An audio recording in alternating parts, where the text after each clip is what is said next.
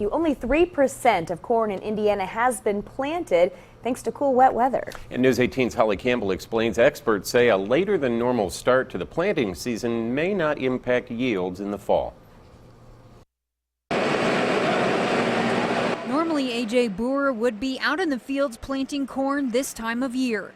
Instead, he's filling his time with other projects. And every year we've got field tile that's broken down or needs repaired or new stuff installed, so that's what we've been doing the last couple weeks. In addition to that, even though it's been cold, we have been able to spray, so we've been able to spray a couple thousand acres. That's because it's been too cold and wet to plant his corn. We're already 1 week behind where we were last year. However, in 2009, we planted the majority of our corn on Memorial Day weekend. Boer isn't alone. According to the most recent USDA crop report, only 3% of corn has been planted in Indiana.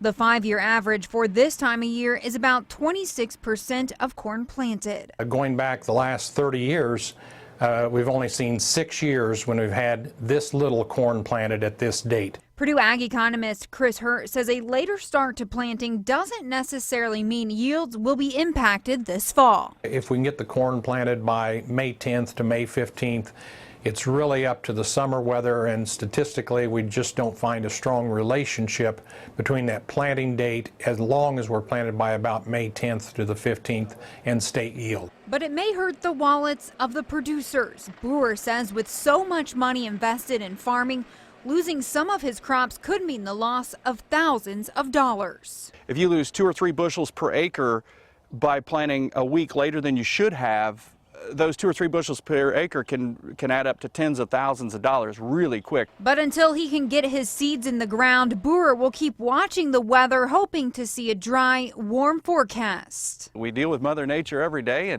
and she keeps throwing us curveballs, and we do the best we can with what we've got. Holly Campbell, News 18.